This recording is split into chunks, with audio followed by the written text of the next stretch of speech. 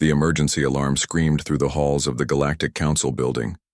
Red lights flashed on every wall as hundreds of alien beings rushed to their positions. Something terrible was happening in the outer systems, and everyone knew it. Ambassador Kelinar stood in the center of the Great Hall, his crystal body shaking with fear.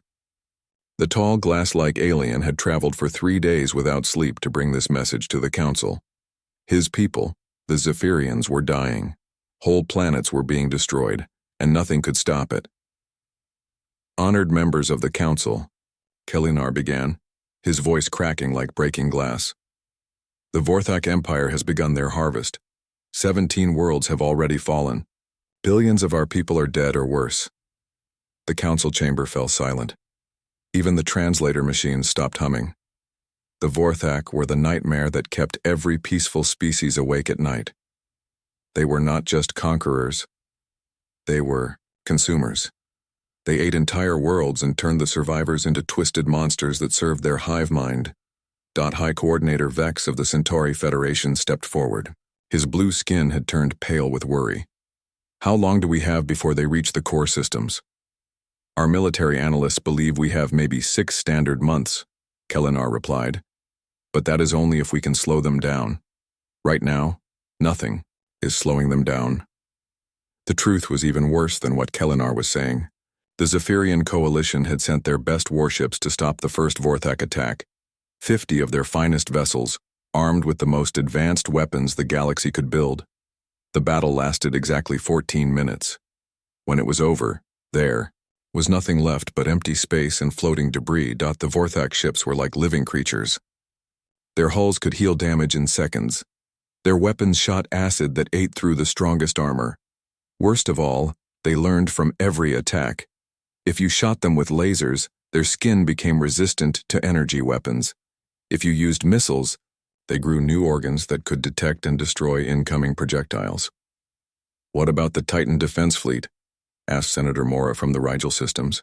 Surely our combined military forces can mount some kind of defense. General Thyron, the Council's top military leader, shook his massive head. The bear-like alien had fought in 3 galactic wars, but he had never seen anything like the Vorac. We sent the Titan fleet to the Kepler sector 2 weeks ago. Admiral Zorax was commanding the operation personally. And? Vex prompted. We lost contact after the first engagement. Long-range scans show no survivors. The Vorac consumed the entire fleet. A wave of panicked chatter swept through the chamber. If the Titan fleet could not stop the Vorac, what could? These were not ordinary invaders. They were a force of nature, like a plague or a natural disaster that could not be reasoned with or defeated through normal means. Far away from the council chamber, in the cold darkness of space, other ears were listening to these desperate transmissions. Hidden among the asteroids of a forgotten system, a sleek black ship drifted silently. Its hull was so dark that it seemed to absorb light instead of reflecting it. No alien sensors could detect it. No known technology could find it. Inside the ship, Captain Jake Morrison sat in his command chair, watching the alien broadcasts with growing concern. He was a tall man with gray hair and sharp eyes that had seen too many battles. Around him, his crew of humans worked quietly at their stations, their faces grim as they listened to the reports. "Sir," said Lieutenant Amy Rodriguez from her position at the sensor station, "the Vorac fleet is moving faster than the aliens predicted. At their current speed, they will reach the inhabited systems in 3 months, not 6. Morrison nodded. Slowly. He had been expecting this. The Vorac were efficient predators. They would not waste time when there was prey to catch. "What about the civilian populations?" Morrison asked. "The Galactic Council is trying to organize evacuations, but they do not have enough ships. Most species never built large civilian fleets because they thought the galaxy was safe." Sergeant Ben Walsh looked up from his tactical display. The stocky man with the scarred face had been watching Vorac battle recordings for hours. "Captain, these bugs are smart. They are not just attacking randomly. They are targeting the most populated worlds first. Maximum food supply." Morrison felt a familiar cold anger building in his chest. It was the same feeling he had experienced during the Titan War on Earth, when enemy forces had threatened human colonies. But this time, It was not humans who were in danger. It was innocent aliens who had never learned how to fight a real war. Amy, open a secure channel to command, Morrison ordered. Priority Alpha. The communication system activated using quantum encryption that no alien civilization could break. Within seconds, Morrison was connected to a facility hidden deep beneath the mountains of Earth. Admiral Lisa Kane appeared on the main screen. She was a woman in her 50s with steel-gray hair and eyes that missed nothing. Behind her, Morrison could see the bustling activity of humanity's most secret military command center. Jake, Kane said without preamble. I assume you have been monitoring the situation? Yes, ma'am. The Vorac are moving faster than expected. The alien military forces are completely outmatched. What is your assessment of the threat level? Morrison had been dreading this question, but he knew the answer. Admiral, if the Vorac are allowed to consume the core systems, they will have enough biomass and resources to threaten Earth within 5 years. This is not just an alien problem anymore. Kane was quiet for a long moment. Morrison knew she was weighing the options. For 50 years, humanity had stayed hidden from galactic politics. They had watched from the shadows, learned alien languages, studied their technology, and prepared for threats that might someday reach Earth. The galaxy thought humans were a primitive species that had barely reached their own moon. The truth was very different. Humans had been exploring space for over 200 years. They had built hidden bases throughout the galaxy, developed technologies that surpassed anything the major civilizations possessed, and created a military force designed to protect Earth from exactly this kind of threat. But staying hidden had advantages. As long as aliens thought humans were harmless, they would not see the attack coming. Jake, Kane finally said, how long would it take for your reconnaissance group to establish contact with the local human assets? 48 hours, ma'am. We have teams embedded in 12 different systems. They have been posing as researchers and traders for years. Good. Begin Phase 1 of Ghost Protocol. It is time the galaxy learned that Earth has been listening. Morrison felt a grim smile cross his face. Ghost Protocol was humanity's contingency plan for exactly this situation. When a threat emerged that could endanger human space, the hidden fleets would reveal themselves just enough to neutralize the danger, then disappear back into the shadows. Understood, Admiral. What about the alien governments? We will handle first contact when the time is right. For now, focus on gathering intelligence on Vorac weaknesses. If these creatures are as adaptable as the reports suggest, we will need to hit them with something they have never seen before. The communication ended, leaving Morrison alone with his thoughts. Around him, his crew began preparing for their first active mission in years. Soon the Vorac would learn what happened when predators threatened the pack that humans had decided to protect. In the Galactic Council chamber, Ambassador Kellenar continued his desperate plea for help. He had no idea that salvation was already moving through the darkness between stars, carried by ships that no alien eye had ever seen, and warriors from a world that the galaxy had forgotten. The Deathworlders were coming. And they were very, very angry. Deep beneath the Rocky Mountains on Earth, Admiral Lisa Kane walked through corridors that no alien had ever seen. The underground facility stretched for miles in every direction, filled with technology that would make the Galactic Council's finest scientists weep with envy. This was Command Central, the heart of humanity's secret military operation. Kane entered the main war room where dozens of officers worked at holographic displays. Each screen showed a different part of the galaxy, monitored by hidden human assets that had been watching alien civilizations for decades. The room hummed with quiet activity as Earth's finest military minds prepared for their greatest challenge. Status report, Kane ordered. As she approached the central command platform, Colonel Ryan Hayes stepped forward, his uniform bearing insignia that no alien database contained. Admiral, we have 47 stealth vessels positioned throughout the galaxy. All crews are reporting ready status. Our embedded teams on alien worlds are awaiting orders. Kane nodded, studying the tactical displays that showed Vorac fleet movements. The enemy was advancing faster than even the pessimistic projections had suggested. They were not just conquering worlds anymore. They were consuming them completely, leaving nothing but empty space where entire civilizations had once thrived.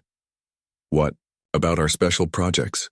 Kane asked. Dr. Helen Brooks appeared on one of the communication screens. She was working from a laboratory hidden inside what aliens thought was a simple asteroid mining operation.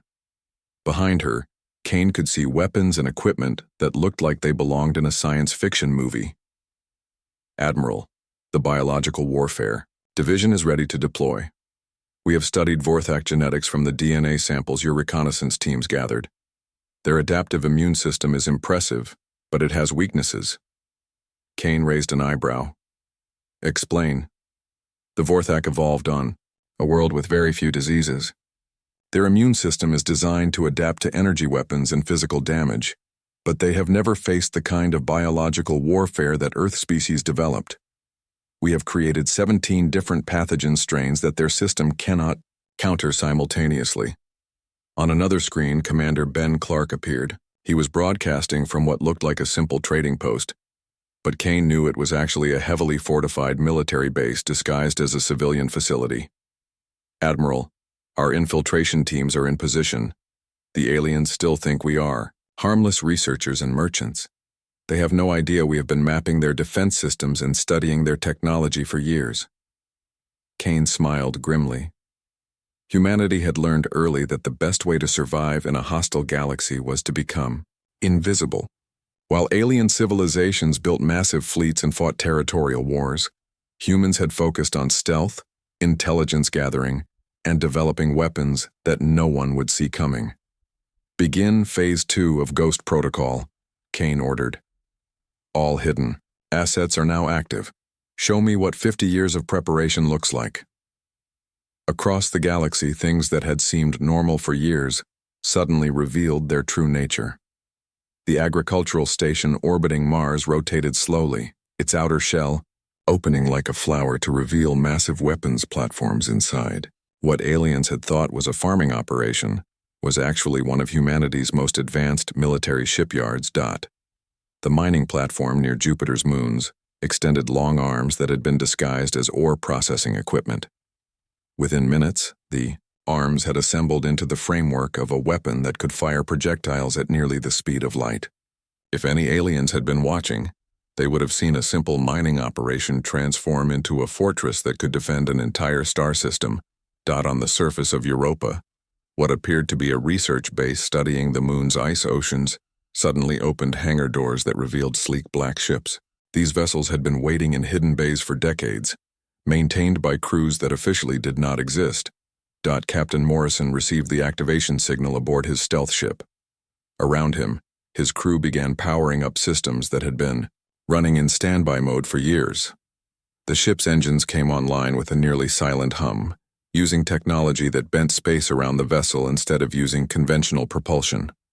Amy, bring all stealth systems to full power, Morrison ordered. Ben, I want a complete tactical assessment of the nearest Vorac formation.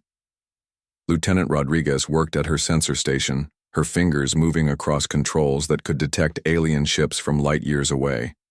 Sir, I am tracking a Vorac harvester fleet approximately 6 hours from the Kepler colonies, 37 ships including 4 of their big command vessels. Sergeant Walsh studied the enemy formation on his tactical display. Captain, they are using their standard harvesting pattern. The big ships stay back while the smaller vessels strip the planet of resources and population. Morrison had studied Vorac tactics for months. They were efficient predators, but they were also predictable. They had conquered so many defenseless worlds that they had become overconfident. What is the status of the Kepler colonists? Morrison asked. The aliens are trying to evacuate them, but their transport ships are too slow, Rodriguez reported. At current rate, they will only save about 30% of the population before the Vorac arrive. Morrison felt the familiar cold anger building in his chest. The Kepler colonies were home to over 2 million peaceful aliens who had never hurt anyone. They were farmers and artists and teachers who were about to be consumed by monsters. Change of plans, Morrison said quietly. We are not just observing anymore. Amy, set course for the Kepler system. Ben, prepare the weapon systems. Sir? Walsh looked surprised. Are we authorized for direct engagement? Morrison thought about Admiral Kane's orders. Phase 2 was supposed to be intelligence gathering and preparation. But sometimes plans had to change when innocent lives were at stake. Ben, how long have you been wanting to test those new kinetic weapons against a real target? Walsh grinned, the expression making his scarred face look dangerous. About 10 years, sir. Halfway across the galaxy, other human teams were receiving similar activation orders. Commander Clark led his squad through the corridors of what aliens thought was a cultural research station. His team had been living on the Zephyrian homeworld for 2 years, pretending to study alien art and music while actually mapping every defensive installation on the planet. Okay, people, Clark said to his squad. The gloves are off. Sarah, I want you to activate the emergency beacons we planted in the civilian shelters. When the shooting starts, I want every innocent alien underground and safe. Sergeant Sarah? Martinez nodded, checking her equipment. She had spent months befriending Zephyrian families, learning their customs and earning their trust. Now she would use that knowledge to save their lives. What about the defensive platforms? Asked Corporal Mike Torres. Clark smiled. Remember those communication relays we helped them install last year? Those are not communication relays. The Zephyrians had welcomed human help in upgrading their planetary defense network. They thought the humans were sharing primitive technology as a gesture of friendship. In reality, the humans had been installing weapons systems that were decades ahead of anything the galaxy possessed. On a dozen different worlds, similar scenes were playing out. Human teams that had been posing as traders, researchers, and cultural exchange students were revealing their true purpose. Mining equipment became weapons platforms. Scientific instruments turned into sensor arrays that could track enemies across star systems. Even the simple trading posts were actually fortified positions that could hold off entire fleets. Dr. Brooks worked frantically in her hidden laboratory, preparing the biological weapons that would be humanity's secret advantage. The Vorac thought they were unstoppable because they could adapt to any conventional attack. But Earth had taught humans that the most effective weapons were often the ones the enemy never saw coming. Pathogen deployment systems are ready, she reported to Admiral Kane. The Vorac will never know what hit them. Kane watched the tactical displays as human assets across the galaxy came online. For 50 years, humanity had been preparing for this moment.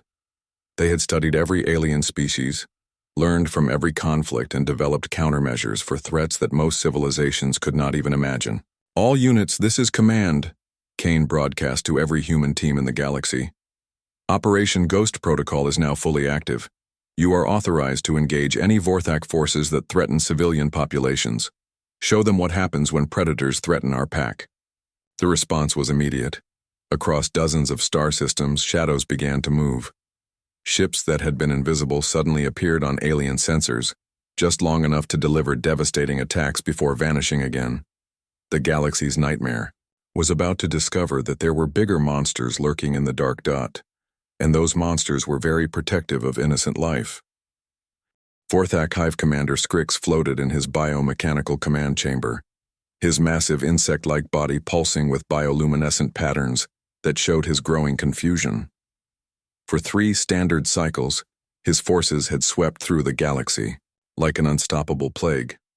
No species had ever mounted effective resistance for more than a few planetary rotations. But now, something was wrong. Report, Scrix commanded, his voice creating vibrations that his subordinates could feel in their bones. Bio-Tactical Coordinator Vash approached the command throne, her smaller form trembling slightly. Hive Commander, we have lost contact with Scout Group Theta. They were investigating mineral deposits in the outer rim sectors. Lost contact how? Scrix demanded. The Vorac had perfect biological communication networks. Their ships were living creatures that could send messages across vast distances using quantum-entangled neural links. The scouts simply stopped.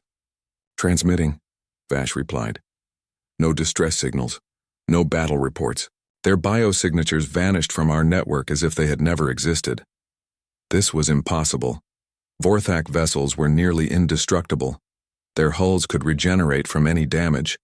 Their weapons could adapt to counter any known technology. In over 200 conquests, they had never lost ships without warning. "Send Hunter Group Alpha to investigate," Scrix ordered. "I want to know what happened to our scouts."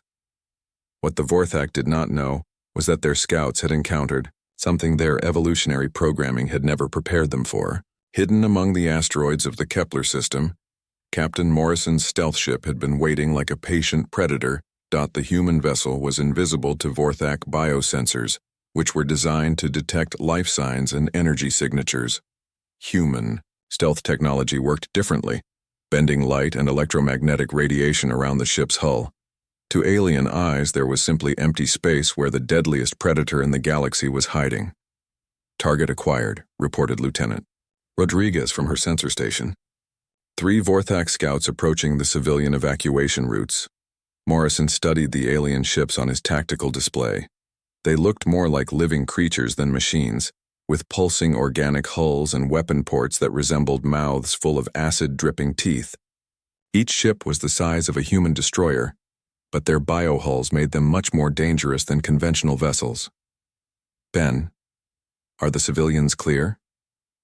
Morrison asked quietly. Sergeant Walsh checked his readings. "All transport ships are safely away, sir. The colonists are in the underground shelters we helped them build last year." Morrison nodded. The shelters had been another human gift to the alien colonists. The Zephyrians thought they were simple storm protection. In reality, they were hardened bunkers that could withstand orbital bombardment. "Amy, bring us around behind the lead scout. Ben, prepare kinetic strike package." The human ship moved through space like a ghost, its exotic propulsion system leaving no heat signature or exhaust trail. The Vorthak scouts continued their approach, completely unaware that death was stalking them from the shadows. "Firing solution locked," Walsh reported. "Kinetic projectiles loaded and ready." "Fire," Morrison said. Simply, the human ship launched. A salvo of tungsten rods at 30% of light speed. The projectiles were simple metal cylinders, but they carried the kinetic energy of small nuclear weapons. More importantly, they were completely invisible to Vorthak sensors until the moment of impact. The lead Vorthak scout exploded in a brilliant flash as the kinetic projectile tore through its biohull like tissue paper. The alien vessel's adaptive defenses never had a chance to activate. By the time its neural network registered the attack, the ship was already dead. The second scout began to turn, its biosensors finally detecting the energy signature of the explosion. But the human ship had already disappeared back into stealth mode, moving to a new position with predatory patience. "What was that?" the Vorthak commander screamed over the biological communication network. "What kind of weapon can penetrate our adaptive hulls?" The answer came in the form of 2 more kinetic strikes that destroyed the remaining scouts before they could even begin to transmit a warning. Within minutes, 3 Vorthak vessels had been reduced to floating debris, and their killers had vanished, without a trace. Across the galaxy, similar scenes were playing out as humanity's hidden assets revealed themselves. On the edges of the Rigel system, Commander Clark's team activated the weapon systems they had been secretly installing for 2 years. The Zephyrians had watched in fascination as the helpful humans upgraded their planetary defense network. The aliens thought they were receiving primitive assistance from a backward species. They had no idea they were actually getting technology that surpassed anything the Galactic Council possessed. "Sarah, activate the orbital platforms," Clark ordered from his hidden command center. Sergeant Martinez entered the activation codes that transformed innocent-looking communication satellites into weapons of incredible power. The platforms had been disguised as simple relay stations, but they actually contained particle beam weapons that could cut through Vorthak biohulls like a laser through butter. A Vorthak harvester fleet approached the Zephyrian homeworld, confident in their ability to overwhelm any resistance. The lead command vessel was the size of a small moon, its biomechanical hull pulsing with the life signs of billions of consumed organisms. "Beginning planetary harvest," the Vorthak fleet commander announced to his subordinates. "Standard formation. The locals appear to have minimal defenses." The first indication that something was wrong came when the supposed communication satellites suddenly opened like flowers, revealing weapon arrays that no Vorthak database contained. Beams of coherent energy lanced out from orbit, striking the alien ships with surgical precision. The Vorac vessels tried to adapt, their biohulls rapidly evolving new defensive structures. But human weapons were designed by a species that had spent millions of years in an evolutionary arms race. Every weapon system had multiple layers of lethality that activated in sequence, overwhelming the enemy's ability to adapt. Impossible, the Vorac commander hissed as his flagship's hull began to burn. These are primitive beings. How do they possess such advanced technology? The answer came from Dr. Brooks, working frantically in her hidden laboratory. She had been monitoring the battle through quantum-encrypted communication links, watching as her biological weapons began their deadly work. The kinetic strikes and energy weapons were just the opening move. Hidden among the metal projectiles were microscopic capsules containing engineered pathogens that had been specifically designed to target Vorac biology. Pathogen release confirmed, Brooks reported to Admiral Kane. The Vorac immune systems are trying to adapt, but we are hitting them with 17 different disease vectors simultaneously. The alien biohulls began to change color as the human pathogens spread through their living tissue. The Vorac had never encountered diseases from Earth, where every organism had spent billions of years locked in biological warfare with countless other species. On his command ship, Hive Commander Scrix felt something he had never experienced before: fear. His scouts were disappearing without trace. His harvester fleets were being destroyed by weapons that appeared from empty space. Worst of all, his ships were becoming sick with alien diseases that their adaptive biology could not counter. All units, emergency retreat, Scrix commanded, his bioluminescent patterns flickering with panic. Unknown enemy forces are using biological warfare. We must withdraw and analyze these new threats. But it was too late for an orderly retreat. Human forces had been studying Vorac tactics for months, learning their patterns and weaknesses. When the alien fleets tried to withdraw, they found their escape routes blocked by weapons platforms that had materialized from seemingly empty space. Captain Morrison watched from his command chair as the Vorac forces dissolved into chaos. The aliens had spent so many years conquering defenseless civilizations that they had forgotten how to fight a real war against an enemy that fought back. "Sir," Rodriguez reported, "the surviving Vorac ships are breaking formation. They are running for the outer system." Morrison nodded grimly. "Let them run. They will carry news of this defeat back to their hive worlds. Soon every Vorac commander in the galaxy will know that something new is hunting them." In the Galactic Council chambers, emergency meetings were being called as reports flooded in from across known space. Vorac fleets that had seemed unstoppable were suddenly being destroyed by unknown forces. Ships were appearing from nowhere, delivering devastating attacks, then vanishing like ghosts. Ambassador Kellinar stood before the emergency assembly, his crystalline form glowing with excitement and confusion. "Honored delegates, I bring incredible news from the frontier systems. The Vorac advance has been halted. Multiple harvester fleets have been completely destroyed." High Coordinator Vex leaned forward in his chair. "Destroyed by whom?" "Our military forces are still regrouping after the defeats at Titan and Kepler." "That is just it," Kellinar replied. "No one knows. The survivors speak of ships that appear from empty space, weapons that ignore adaptive defenses, and attackers who vanish before they can be identified." In the darkness between stars, the great doors of the Galactic Council chamber opened with a soft hiss, and something unprecedented happened. A figure walked in wearing a uniform that no alien database could identify. Admiral Lisa Kane strode across the polished floor with the confident bearing of someone who had commanded fleets in battles that the galaxy had never heard of. Behind her walked two other humans, their strange appearance causing whispers throughout the assembled delegates. These beings looked similar to dozens of species the Council knew, but there was something different about them. Something that made even the bravest warriors feel uncomfortable. Ambassador Kellinar's crystalline form flickered with confusion as he watched the newcomers approach the central podium. "Honored guests," he began hesitantly. "This is a closed session of the Galactic Emergency Council. If you require assistance, please contact our diplomatic office." Admiral Kane stopped at the speaker's platform and looked around the chamber with eyes that seemed to see everything. When she spoke, her voice carried the authority of someone who was used to being obeyed. Honored delegates of the Galactic Council, Kane began. Allow me to introduce myself. I am Admiral Lisa Kane of the United Earth Defense Force. This is our first official contact with your governing body, though it is not our first contact with your civilizations. The chamber erupted in shocked voices as translation systems struggled to process what they had just heard. High Coordinator Vex rose from his seat, his blue skin paling with disbelief. Impossible, Vex declared. Earth is inhabited by primitive beings who have barely achieved spaceflight. Our survey teams confirmed this decades ago. Kane smiled, and somehow the expression looked both friendly and dangerous at the same time. Your survey team saw exactly what we wanted them to see, Coordinator. Humanity has been spacefaring for over 2 centuries. We have been watching your civilizations, learning your languages, and studying your technologies while remaining completely invisible. She gestured, and holographic displays materialized in the air around her.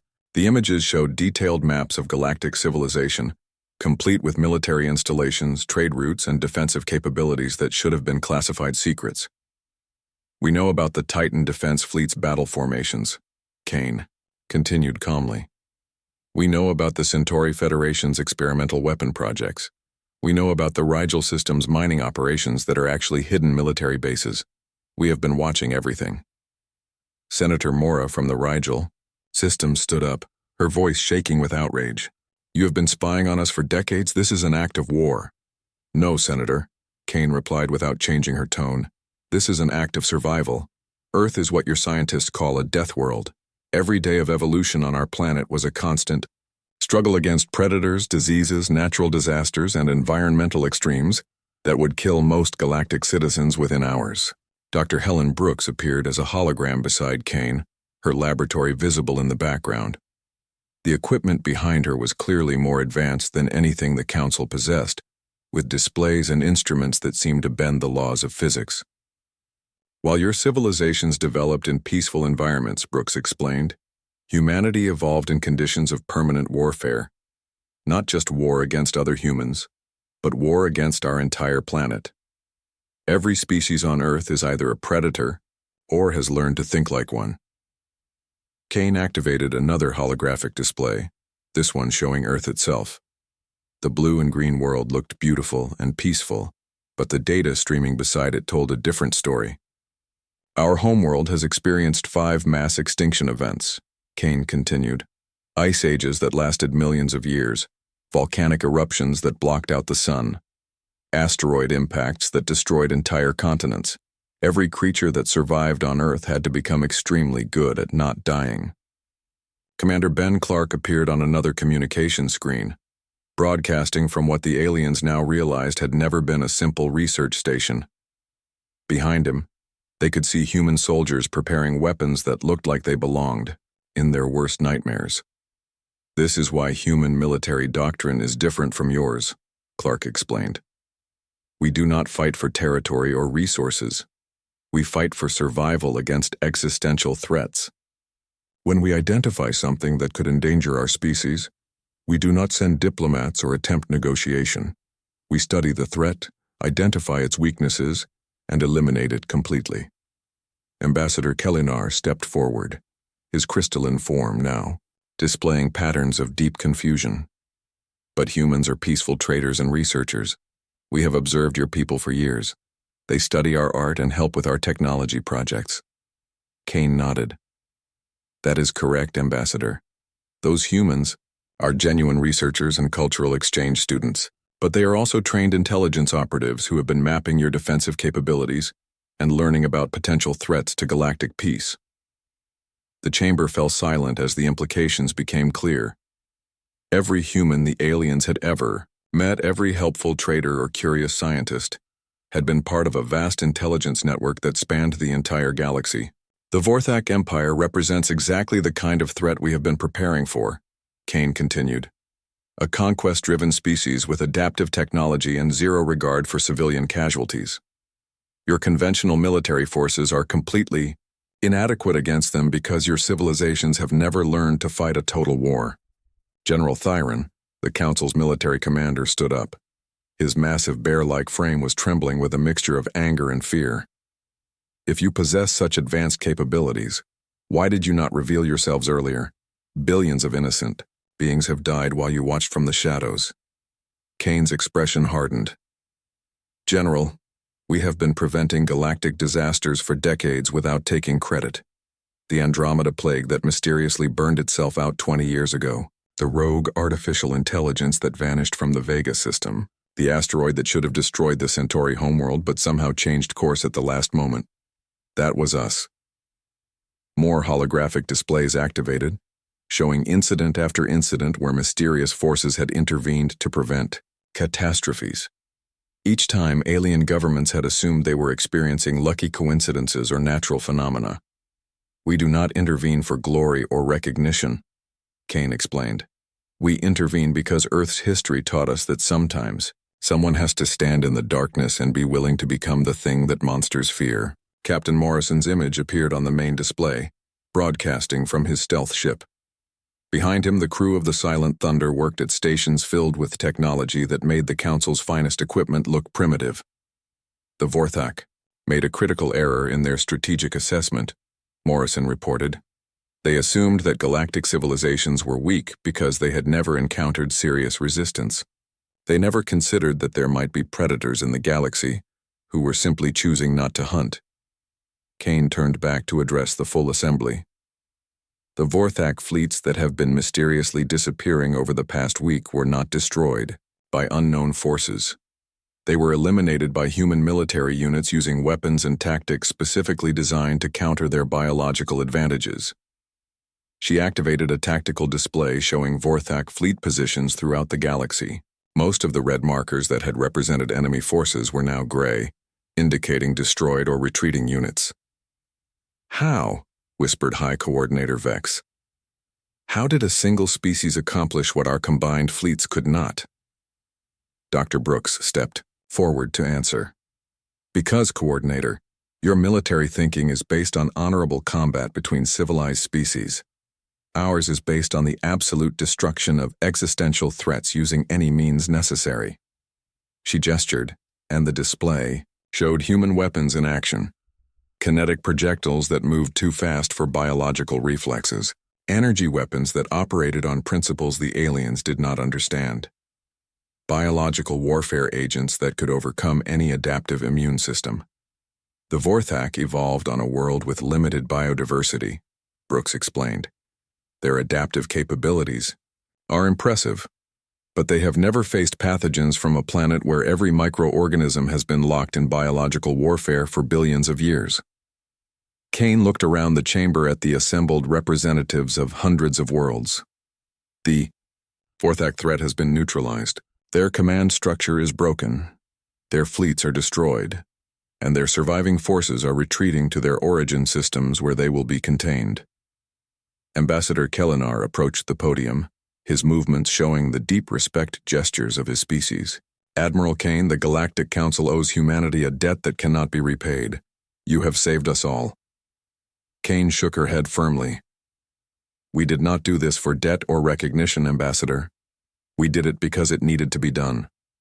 Earth's history taught us that when predators threaten innocent life, someone has to be willing to step out of the shadows and remind the universe that there are bigger predators waiting in the dark. She paused, studying the faces of delegates who represented species that had never learned to be afraid of anything. The galaxy is safe now, Kane continued. But remember this lesson. Deathworlders do not seek conquest or glory. We seek survival, for ourselves and for those who cannot defend themselves. The final battle lasted exactly 17 minutes and 43 seconds. Across 12 star systems, human forces emerged from their hiding places to execute the most coordinated military operation in galactic history.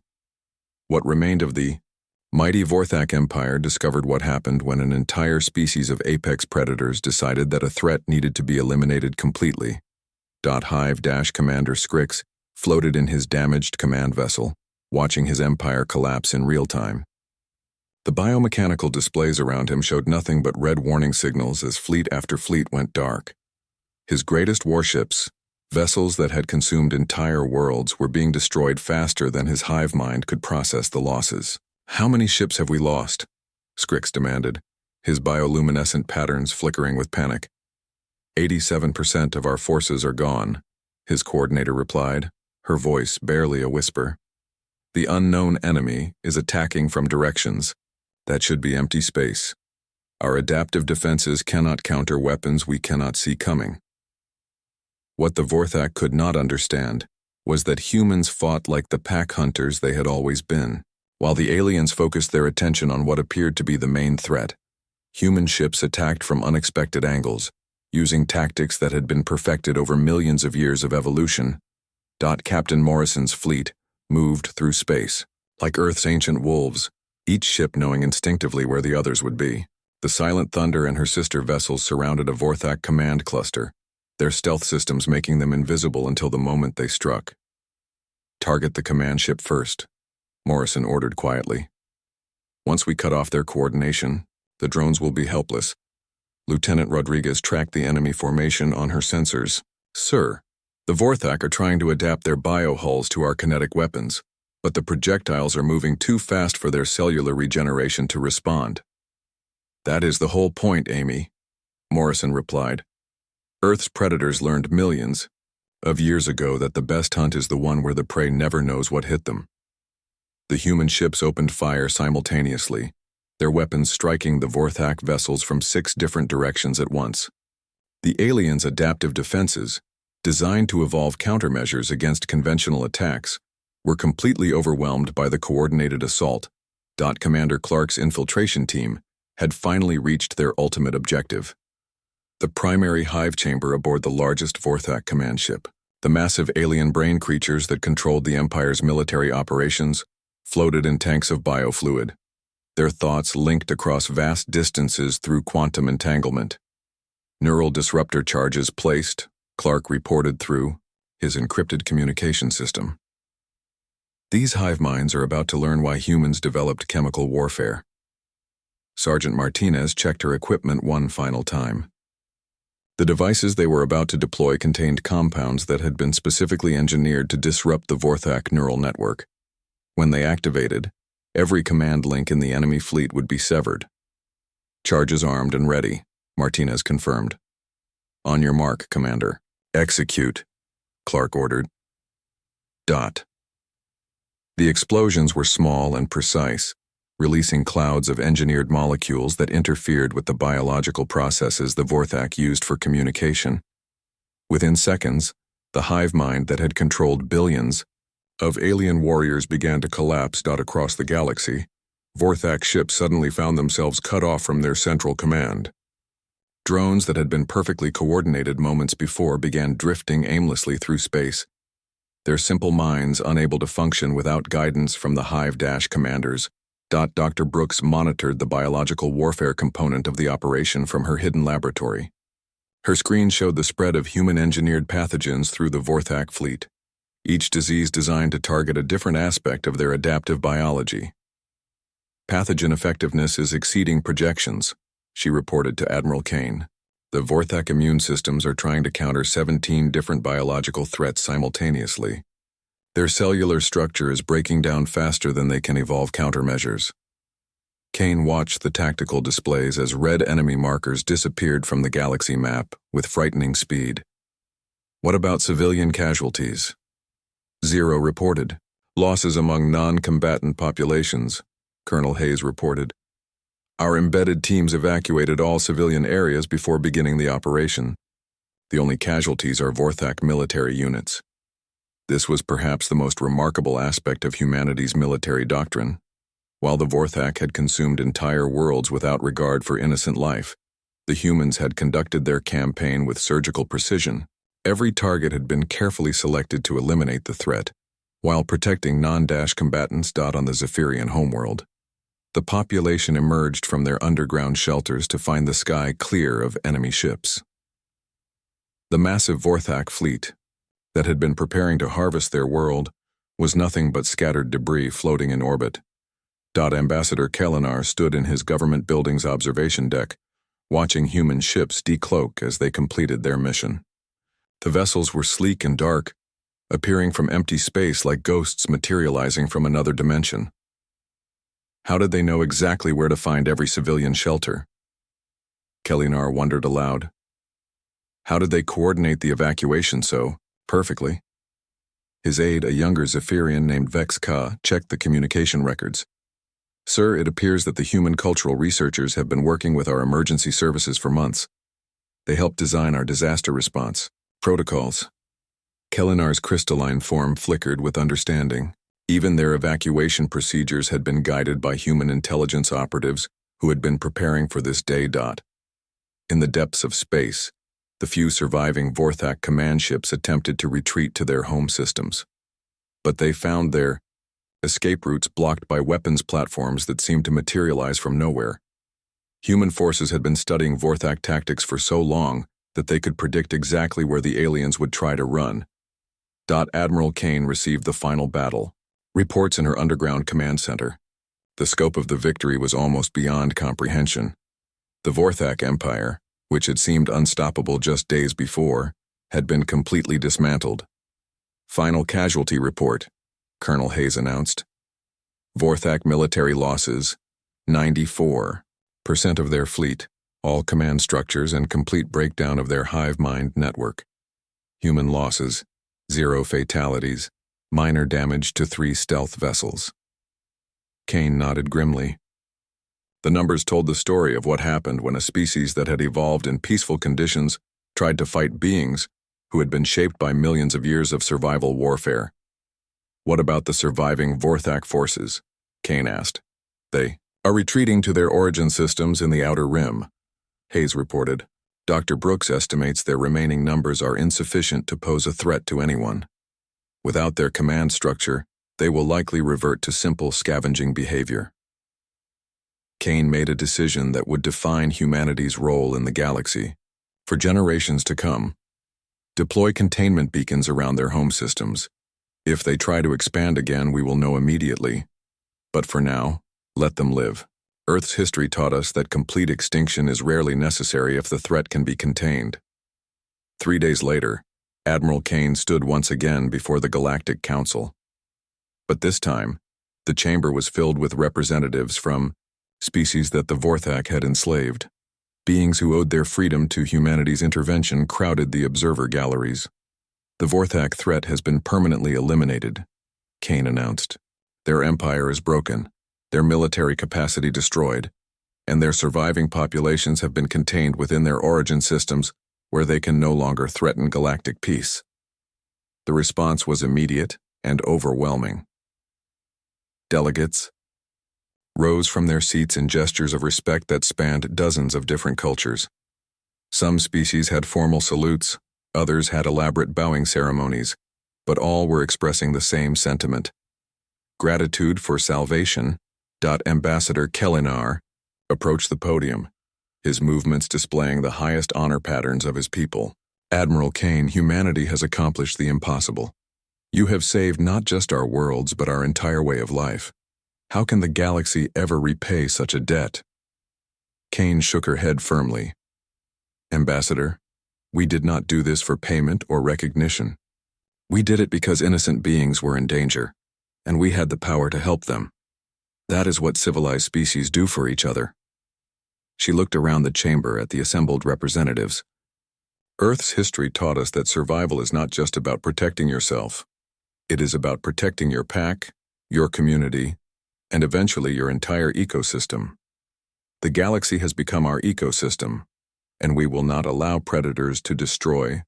Strategy Coordinator Vex stood up, his blue skin displaying patterns of deep respect. Will humanity take a seat on the Galactic Council?